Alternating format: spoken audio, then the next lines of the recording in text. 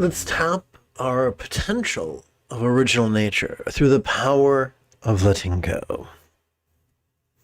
This morning's lesson is drawn from the second verse of the 8th century text Song of Enlightenment by Jigme. Now, I'm going to take a moment to make sure that everything's okay with the audio because I had some bad luck last couple of live streams. Okay, so here we go. So we're going to start by just chanting the second verse, and then we're going to go back and explore it. So let's chant it. And instead of chanting it, we'll chant it later. I'm just going to read it to you right now. Their Dharma body, they realize, does not include a graspable thing. Their original nature is the primordial Buddha's awareness, letting go, and love. It is as if the 5 skandhas of form, feeling, intensity, impulse, and awareness were as non-graspable as clouds floating aimless in the sky. The 3 poisons of hating, craving, and clinging, like mere bubbles, or appearing, then gone. Okay, it's a whole lot of words. Let's see if we can make some sense of it. We're going to break it down to little chunks, and we're going to start, oddly enough, with the second chunk. Their original nature is the primordial Buddha's awareness, letting go, and love. Buddha nature is an Iron Age term for the mindfulness that is available during every inhalation, whether we mean to or not. Simply, well, let me rephrase this.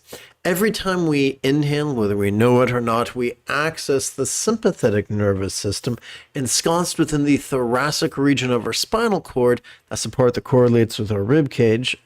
And it is the hunk of meat that's responsible for our ability to practice mindfulness. No, not active concentration, but rather simply noticing and doing so vulnerably, passively, viscerally, and randomly.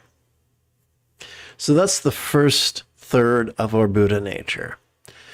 Every time we exhale, whether we know it or not, we're able to access our parasympathetic nervous system, ensconced within the lower lumbar region and the tippy top of our cervical region of the same spinal cord.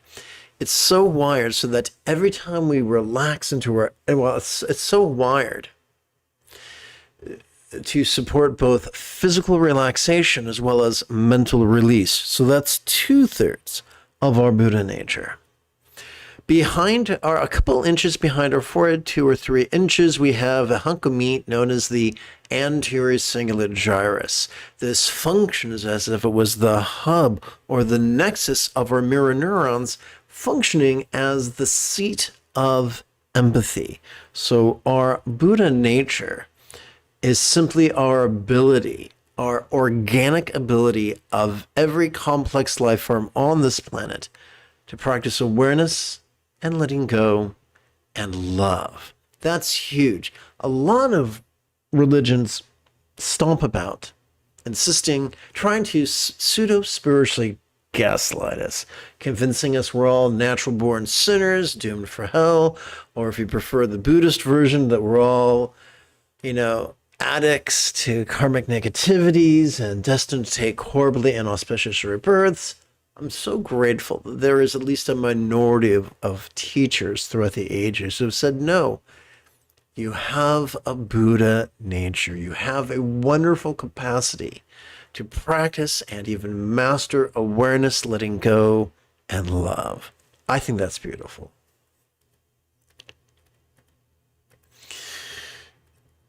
Now we're going to put it in a nutshell, original sin versus original nature in a steel cage grudge match. So now let's look at the first chunk of this. The first chunk.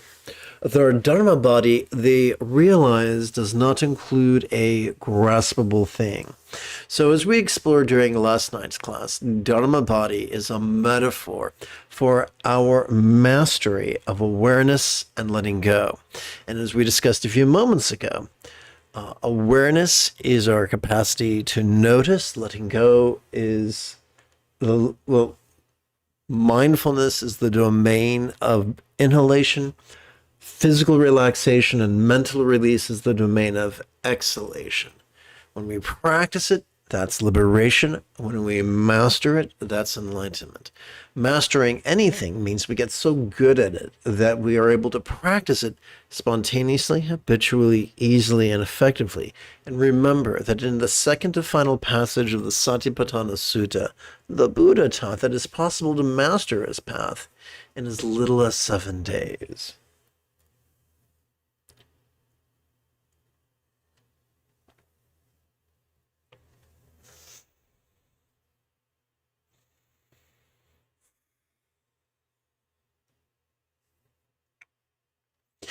So here's the irony.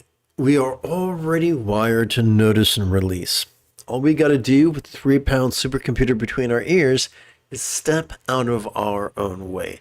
And we'll explore how to do that through the cunning use of words in several minutes. But right now, we're going to remember this, that every time we relax into our exhalation,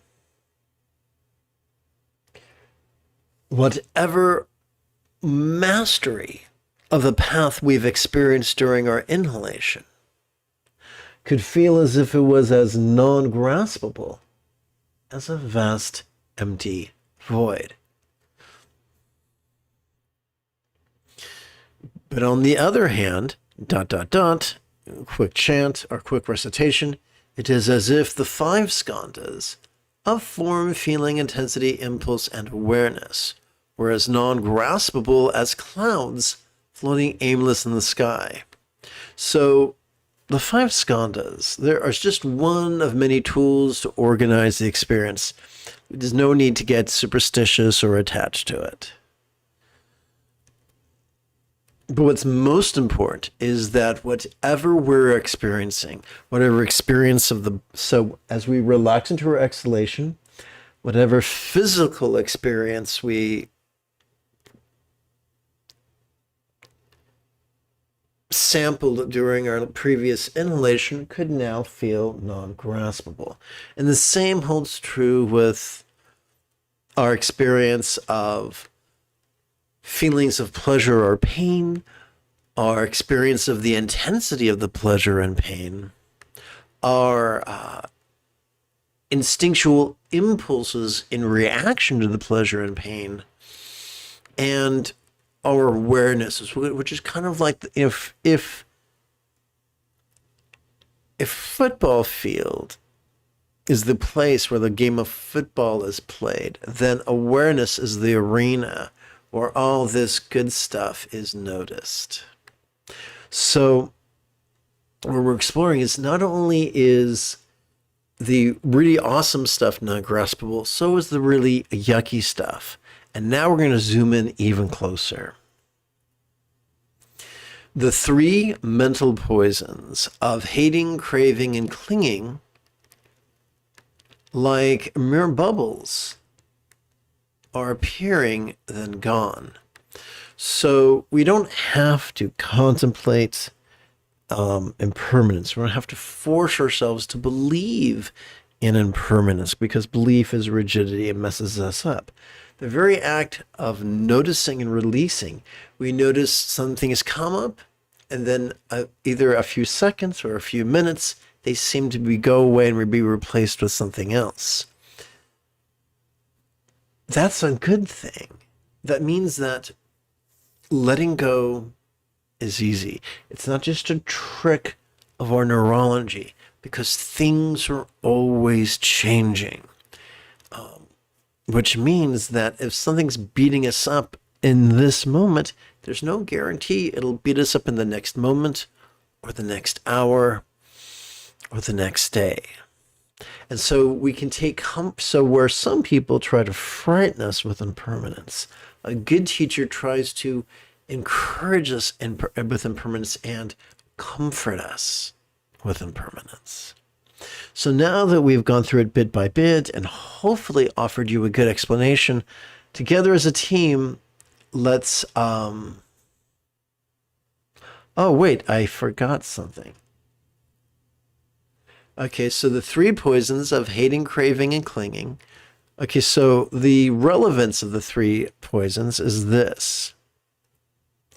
Over here, we talked about instinctual impulses, and those three poisons are examples of our impulse to shove at something or run away from it, our impulse to reach for something or chase after it, and our impulse to hold on to something as best we can that we already possess. So rather than trying to guilt ourselves and saying these things are wicked, we know sometimes they can be inconvenient. We know sometimes they can be destructive. All we have to do is notice them as we breathe in, relax as we breathe out, and we will be free from their tyranny, their control. And now, together as a team, that we've hopefully enjoyed an explanation of this, together let's recite this and sort of tie it up in a big red bow. The Dharma body, they realize, does not include a graspable thing. Their original nature is the primordial Buddha's awareness, letting go, and love. It is as if the five skandhas of form, feeling, intensity, impulse, and awareness were as non-graspable as clouds floating aimless in the sky. The three poisons of hating, craving, and clinging, like mere bubbles, or appearing, then gone. I look forward to chanting and meditating with you this morning after approximately 30 seconds of housekeeping.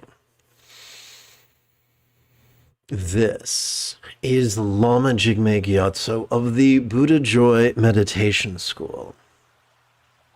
For more than 30 years, I spent more than 8 hours a day, every day, studying, practicing, mastering, and reverse engineering the teachings and techniques of each sect of Taoism and Buddhism so that you wouldn't have to.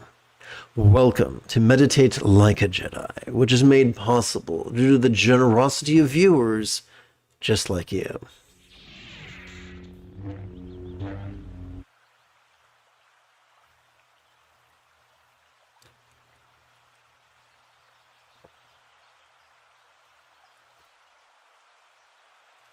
Welcome to the sadhana version of the Song of Enlightenment.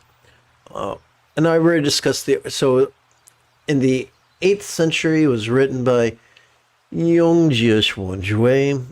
It was translated into English by Red Pine and adapted as well as amplified by yours truly. We're going to begin with an opening recitation, which is not a prayer to a real or imagined entity, but rather it's a tool of using words to guide our intention upon the path of empathetic bodhicitta and enthusiastic refuge. Doing so, we train in right aspiration, right view, and right seals, second, first, and sixth folds of the Buddha's Eightfold Path. We're going to play with two versions of this recitation. This first version is rather literal, and we're setting it to a bookend chant. So this line is like walking downstairs, and so is this line. The remaining lines are just quarter notes, kind of a monotone. So let's try it together. May I liberate all beings from the tyranny of hating, craving, and clinging by relying on the Buddha's example, instructions, and students. So when I chant, I recommend doing this. Put your hands, press them together. Slide your thumbs up so that your palms pucker. Rest it in front of your sternum. This helps guide the subtle energy into something called tikle, or the union of bliss and letting go. This first bit up here is one of our 4 ways of training in love and letting go. The main majority of our practice is going to be training in awareness and letting go. Arguably, this is the complete path of both Mahamudra and Dzogchen. These 3 nouns at the bottom are so useful to our spiritual training that they've earned the metaphoric nickname of the 3 wish-fulfilling jewels, kind of like Aladdin's lamp. This recitation is more concise, or I should say it's more figurative and consequently more concise. We're going to set it to the bookend chant, which really is my go-to chant. Together, let's chant it 3 times. May I liberate all beings by relying on the 3 jewels. May I liberate all beings by relying on the 3 jewels. May I liberate all beings by relying on the 3 jewels. As children, the first bicycle we received most likely came with training wheels, and although they were ungainly, they got the job done. Similarly, this morning's first meditation exercise is downright clunky. During our inhalation, we're going to do 2 things. First, we're going to generate a vertical traction between our tush and our head. Second, we're going to silently and mentally recite the 12 syllables, perceiving this very turbulent play of mind. During our exhalation, we're going to do 2 more things. First, we're going to physically relax as best we can. Second, we're going to silently and mentally recite an additional 12 syllables, relaxing into mind's non-graspable nature. So let's play with this together as a team right now.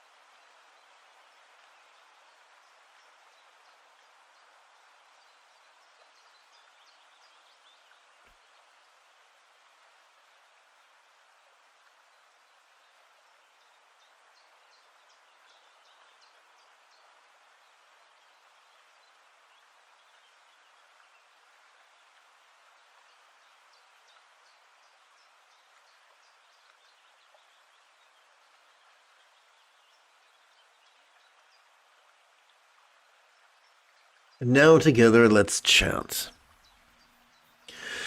Do you not see apparently idle followers of the way, not actively studying, not apparently busy, not actively getting rid of delusions, not actively looking for the truth?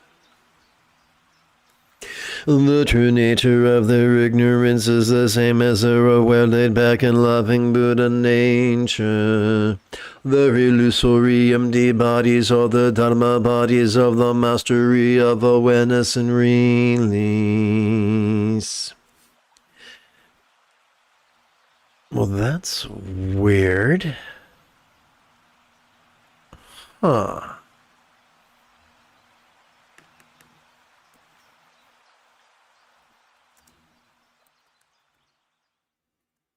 Their dharma body they realize does not include a graspable thing. Their original nature is the primordial Buddha's awareness, letting go and love.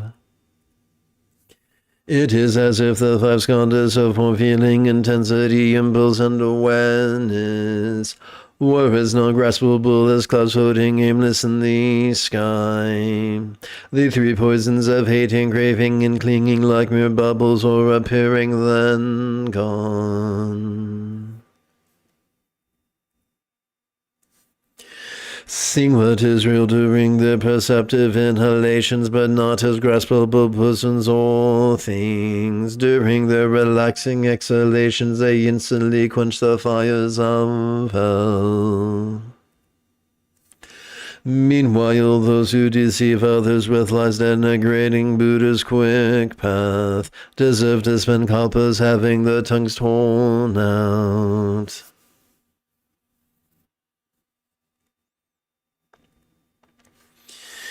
Instant understanding is thus come when Tathagata meditation. Every practice and perfection is present in your body's tissues, facilitating awareness and release. The six paths of existence look real in a dream. Once you're awake, the whole graspable universe is gone. No punishments or blessings, nothing lost or gained. As for the heart of Nirvana, do not ask for directions. Regarding that unpolished, dust-covered mirror, it is time you took a closer look at the preconceptions of the minions of Yang.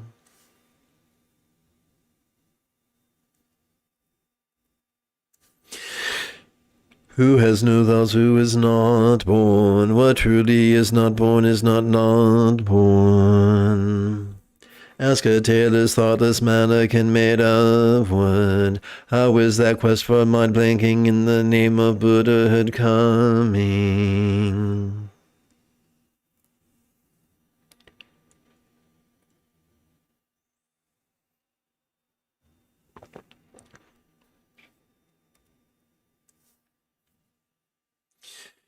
Let's remove the first of two metaphoric training wheels, thus reducing the length of our contemplative exercises from 12 syllables per breath down to just 3. By silently and mentally reciting, notice this during our inhalation, and reciting, relaxing during our exhalation, you will find that you are practicing what the ancients refer to as sati passaddhi. Sati passaddhi.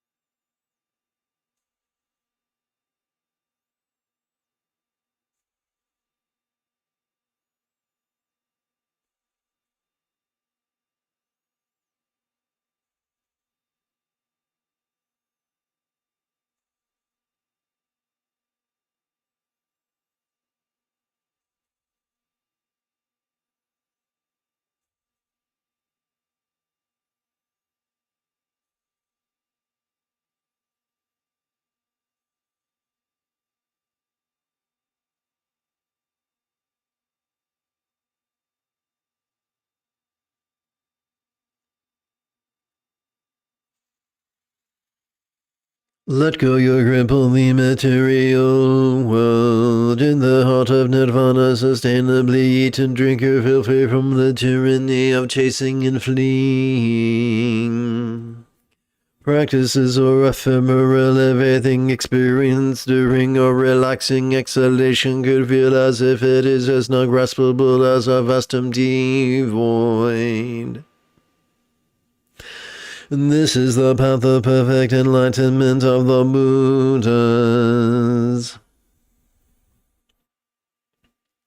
Speaking with conviction is a sign of a true monk. Those unable indulge in asking questions.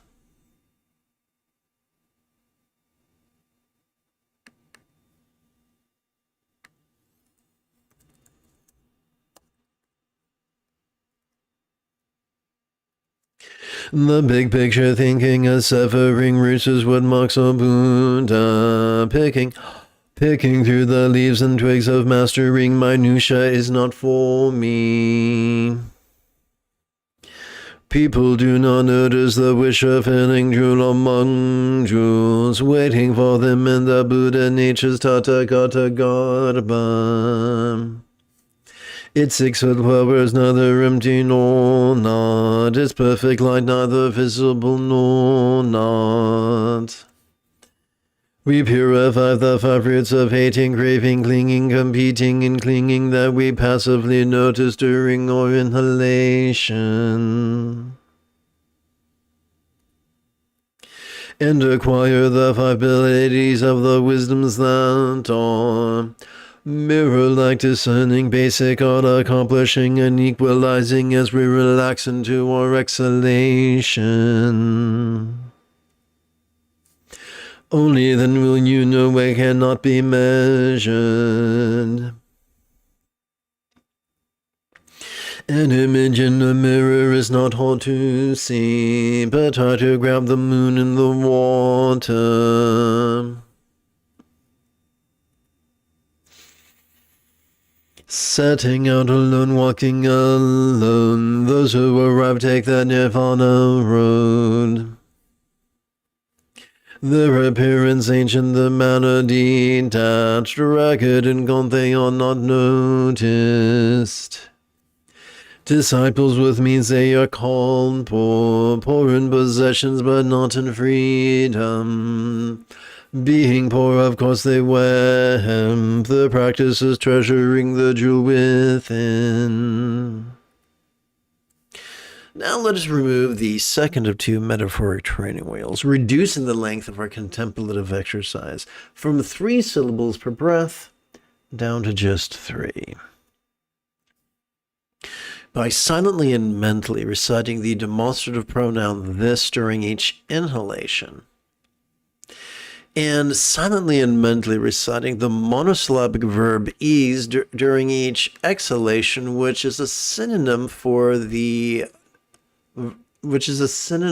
relax, we could find ourselves practicing dhyana.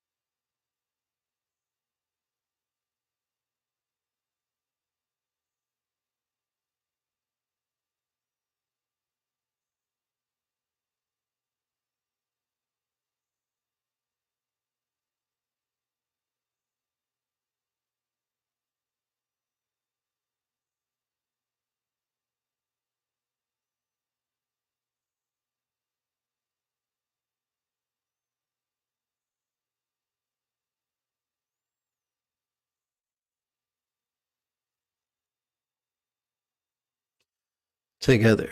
This priceless wish of feeling true love, noticing and releasing with inexhaustible uses, never withholds his help or response.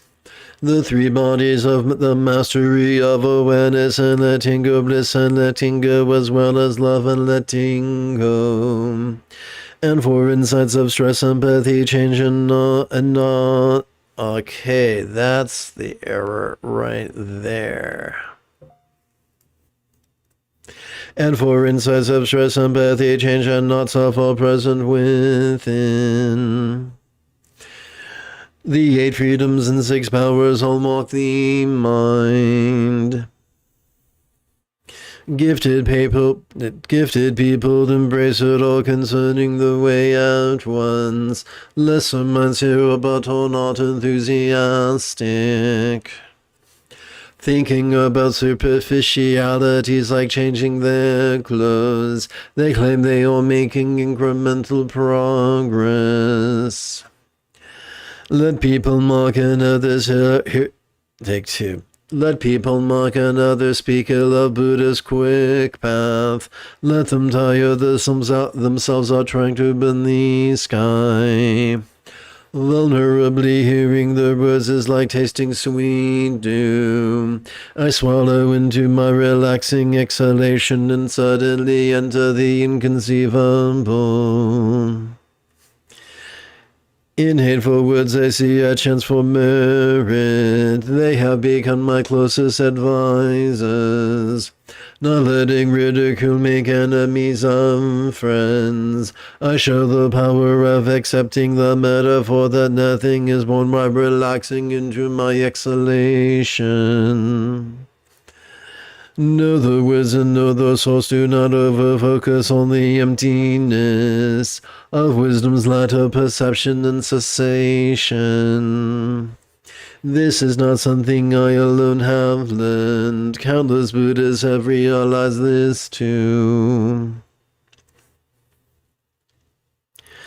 The lion roars and speaks without fear. Lesser beasts hear and cower in fright. Wild elephant sees the rampaging ways. Sky dragons listen in silent rapture. Now that we've reached our cruising speed of monosyllabic meditation, together let us meditate as transformatively as Luke on Dagobah under the guidance of Yoda. Let's practice Great Seal.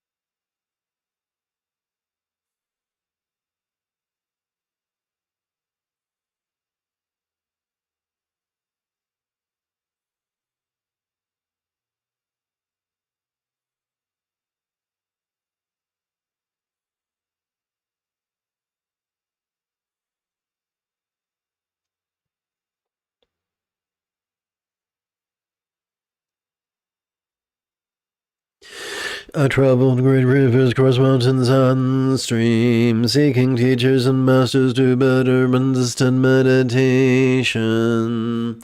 Ever since seeking the Cow River Road, I have discovered that by relaxing into my exhalation, it feels as if life and death have no hold on me. Walking is meditation, sitting is meditation, speaking or silent, moving or still I am at peace. Even at night, when I notice and release this, I remain unmoved. Even the three mental poisons cannot permanently affect me. It is said that before my teacher, the Buddha, met Dipankara, he's been called Pasiskshanti the ascetic. How many births, how many deaths, births and deaths go on without end.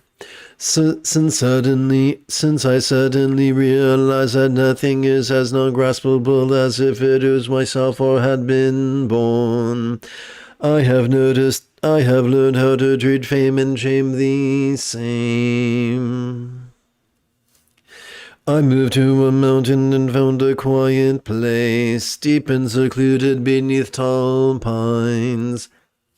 And outside a monk, I still enjoy sitting still. Oopsie, I added an extra word.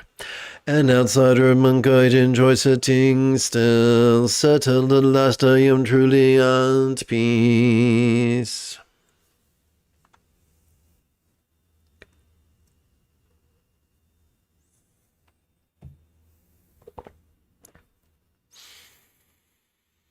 Those who are awake do not engage in manipulatively giving gifts. In a world of conditioned things, however, it is different. Giving alms for a good birth, one is still attached to form. You may as well shoot an arrow into the sky. Its momentum sped and arrow falls back to earth, resulting in another disappointing life. Unlike inhalations, awareness and exhalations release, which is the door to the real and unconditioned. Once you step through, you are in the Buddha realm.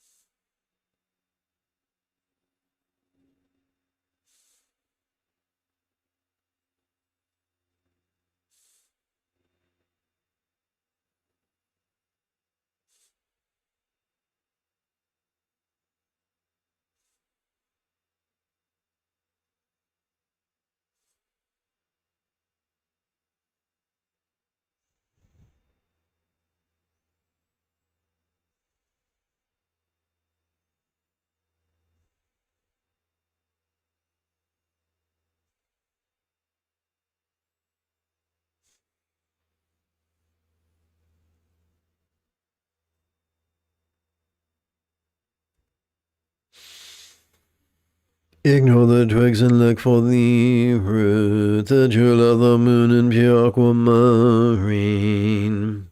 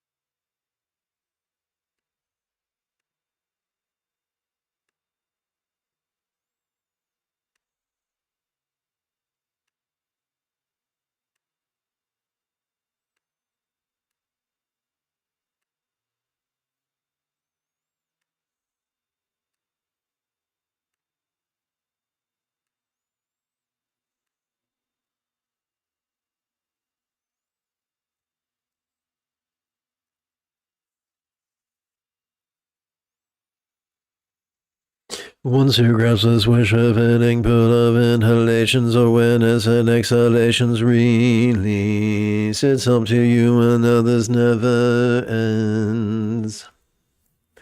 Moon on the river and wind in the pines, how has interdependence cleared the sky all night?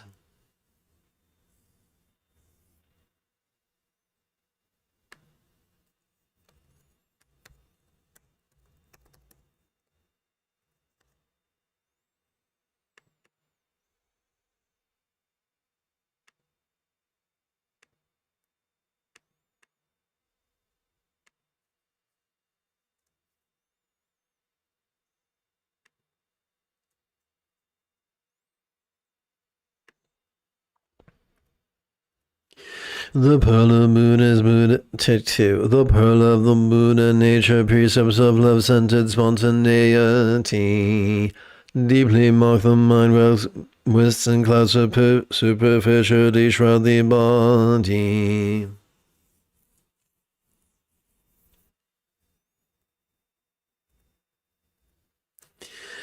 My greedy dragon subduing bull and my hateful tiger calming staff, with his two rings echoing on the trail. It is not for pointing out the mundane, but for pointing out the tracks left by the Tathagata's precious staff of non-violence. Do not search for the truth and do not dismiss delusion. Realize both are empty and have no form. No form but neither empty nor not empty. That is the Tathagata's real form of even letting go of grasping's antidote. Nothing obstructs the mirror of the mind, illuminating a universe of countless realms, where millions of images appear, neither inside nor outside the perfect light. Saying everything is empty, they dismiss the laws of karma. Such recklessness of relying on impulsiveness is justifications rather than love is sure to bring misfortune. Renouncing existence for emptiness is the same as jumping into a fire to escape a flood.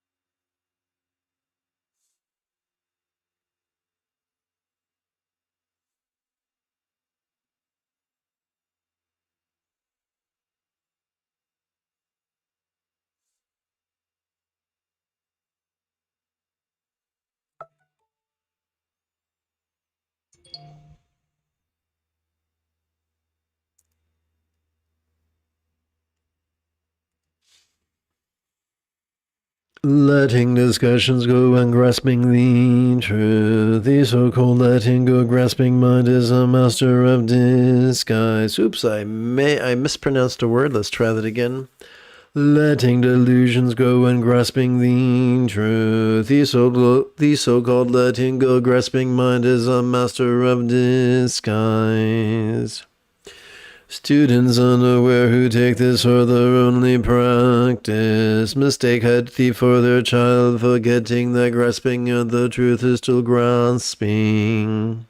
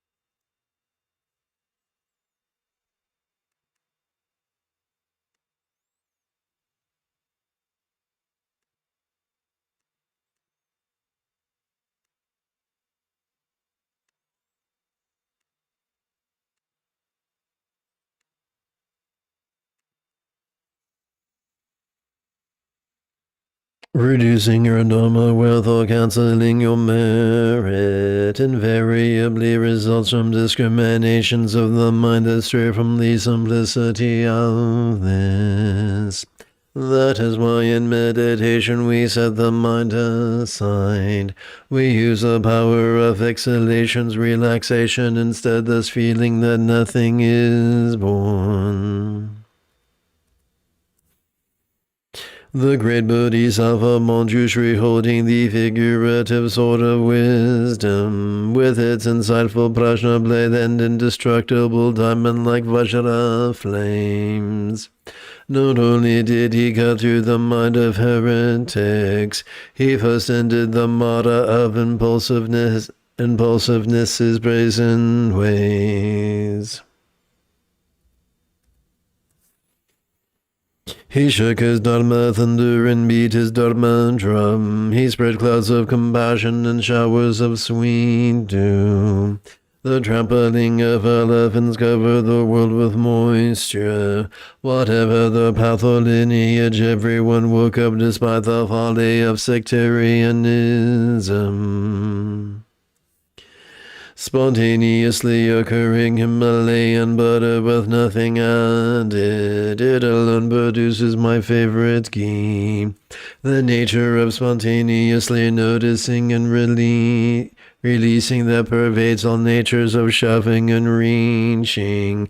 The Dharma that includes all dharmas.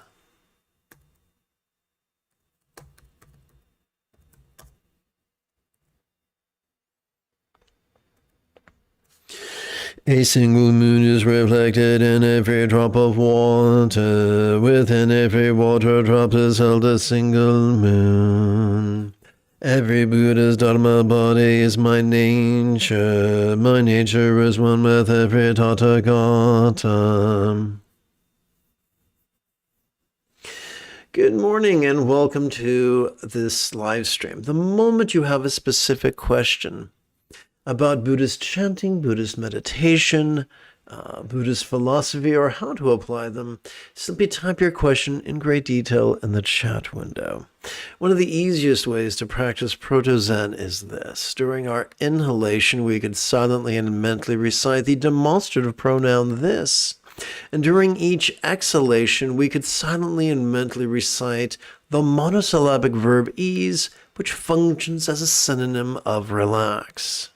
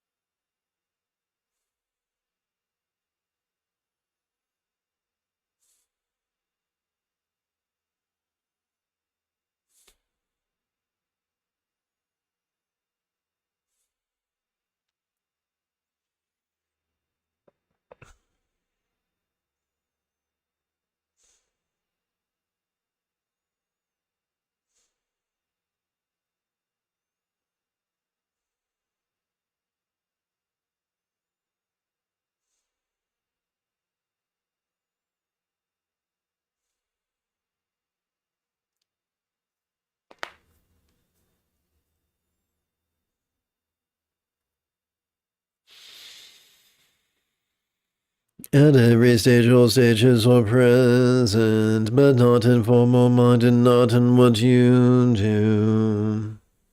Snap your fingers and countless dharmatas appear. 3 kalpas go by in an instant. As for all statements being no statements, that means nothing to this enlightened nature of mine. That means nothing to this enlightened nature of mine. That is why you're to notice, let go, and love. It cannot be slandered and it cannot be praised. Like space, it has no boundaries. It is never not present and always clear, but actively looking you cannot see it. You cannot actively grasp it and you cannot actively let it go. When you cannot find it, that is when you will find it. It speaks when it is silent when it speaks. When the gate of gifts opens, nothing stands in its way. People ask what is the source of my understanding, I tell them. The power of the great wisdom that comes from inhalations, awareness, and exhalations, release.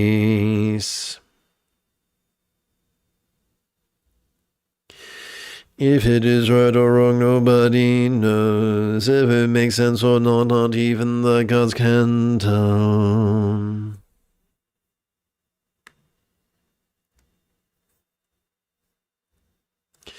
I have been practicing this for kalpas, and not just to make people confused. Flying the Dharma flag, announcing the school's doctrine. Clearly the Buddha's teaching is at Shaoxing. It is said Kashyapa was the first to transmit the lamp, the first of 28 generations in the West. The Dharma traveled east and reached this land. Bodhidharma was all first patriarch, the first of 6 to wear the robe and spread the word. Those who understood later were countless.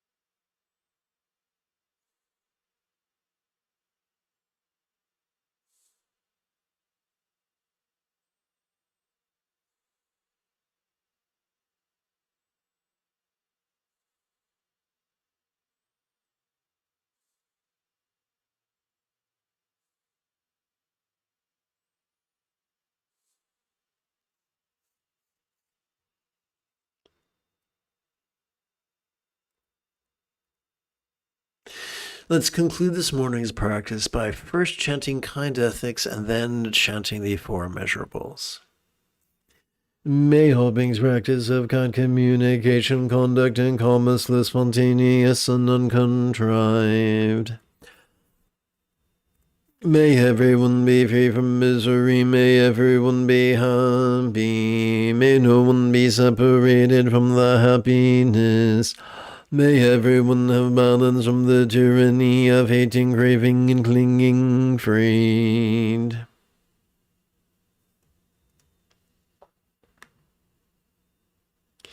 If you feel that I have earned it, you could give this live stream a thumbs up. You could even help support this channel. In approximately 10 and a third hours, I would very much like to return to lead today's evening meditation class and group practice.